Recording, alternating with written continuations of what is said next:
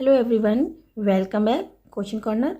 आज इसमें हिंदी रीडर की क्लास 3 की बुक है दृष्टि, जो कि न्यू एडिशन है अभी, और इसका ओटिमो पब्लिकेशंस की ये बुक है।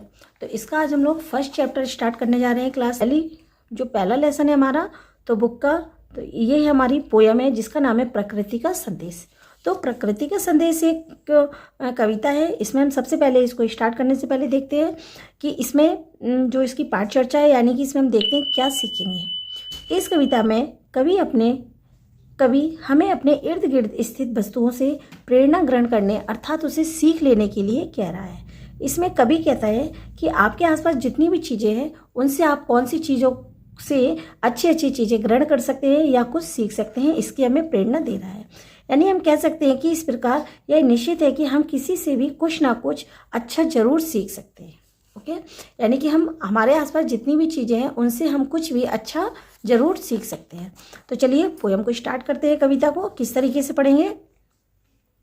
मछली से सीखो उल्टी धारा में लड़कर बह जाना, मोती से सीखो तुम गहरे अंधकार में पल जाना, किसी दुखित प्राणी पर कोमल माखन जैसे गल जाना, कैसे भी दुर्दिन आए तुम पानी जैसे ढल जाना।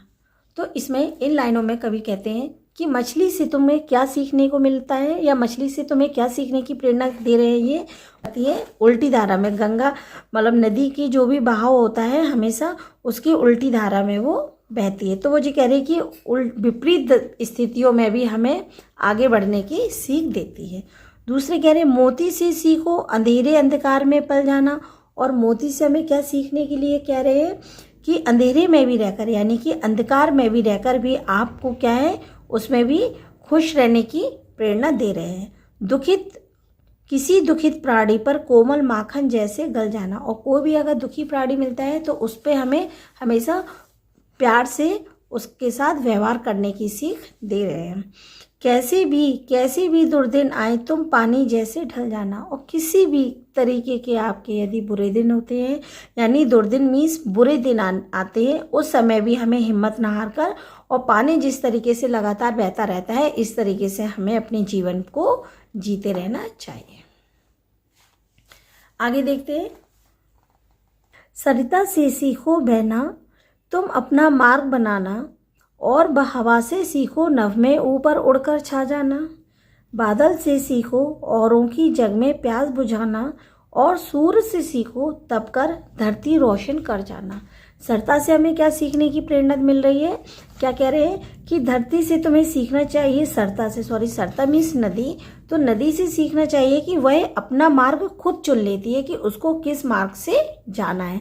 तो इसी तरीके हमें अपने जीवन में अपना मार्ग स्वयं चुनना चाहिए। हवा से क्या सीखना है कि हवा किस तरीके से ऊपर उठती है और आकाश में पूरे चारों तरफ फैल जाती है। ओके, तो उस तरीके से हमें भी अपने जीवन में कुछ अच्छे काम करके ऊपर उठना है और पूरे आसमान की तरह चारों तरफ फैलना है। बादल क्या करता है, बादल से क्या सीखने, जग में प्यास बुझाना। बादल क्या करता है कि सूर्य से क्या कह रहा है कि सूर्य खुद गर्मी में तप कर और सबको क्या फैलाता है, रोशनी देने का काम करता है। आगे बढ़ते हैं।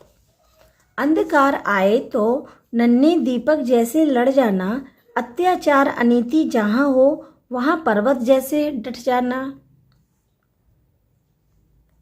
ठीक है, तो अंधकार आए यानी कि यदि आपके जीवन में कोई परेशानी या अंधकार रूपी आए, तो जिस तरीके से हम अंधेरे में एक दीपक को जलाते हैं और हमें चारों तरफ थोड़ी थोड़ी रोशनी दिखती है, उसी तरीके से हमें भी अपने जीवन में अंधकार हो अगर, तो नन्हे दीपक की तरह ही समझदारी से काम करना चाहिए। अत्याचार जहाँ पे परेशानी हो और रहना चाहिए।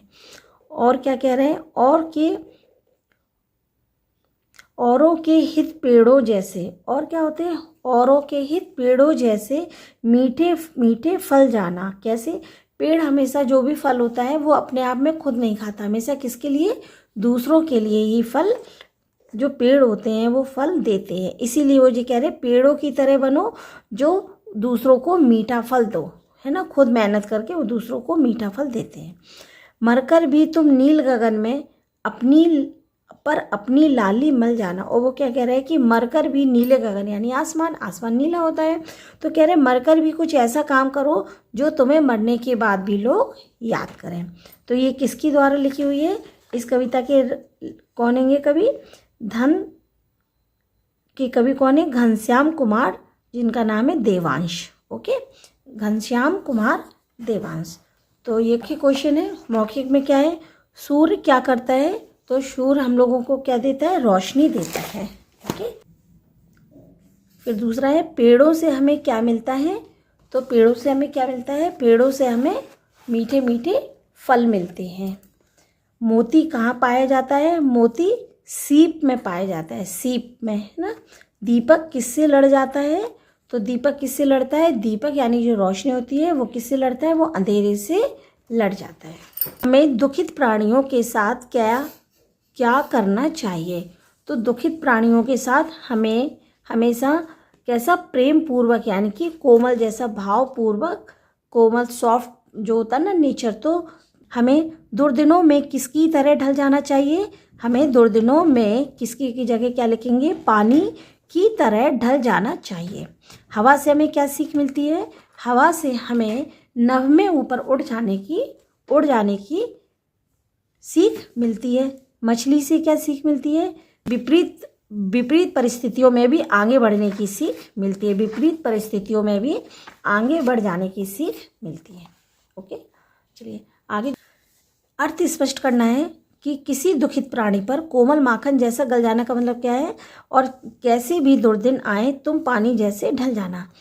तो इन लाइनों का अर्थ स्पष्ट करते हैं। इसका भावार्थ है कि किसी भी जो भी दुखी व्यक्ति है उसके साथ हमेशा में प्यार से और बहुत ही अच्छे से उसके साथ व्यवहार करना चाहिए, प्यार से व्यवहार करना चाहिए। और जैसे भी हमारे पास जितने भी बुरे दिन हो, उस समय भी हम उस दिनों में भी ना घबराकर हमें पानी की तरह, जैसे पानी लगातार बहता रहता है, हमें भी अपने जीवन में लगातार आगे बढ़ते रहना चाहिए। अंधकार आए तो नन्हे दीपक जैसे लड़ जाना।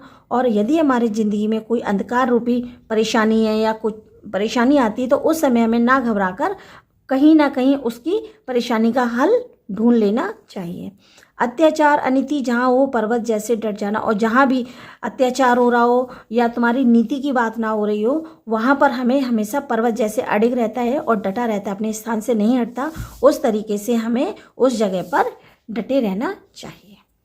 ठीक है, तो ये तो हो गया अर्थ का, इन 4 लाइनों का भावार्थ। अब हम आगे देखते हैं सही उत्तर पर सही का निशान लगाते हैं। पहला है नभ में ऊपर उठकर छा जाती है। क्या छा जाती है बेटा? हवा, पानी या भाप? तो क्या छा जाती है? हवा। पेड़ों पर औरों के हित क्या लगता है? तो पेड़ों पर क्या होता है? मीठे फल लगते हैं। तीसरा है नन्हा दीपक से लड़ जाता है। तो नन्हा दीपक किससे लड़ जाता है?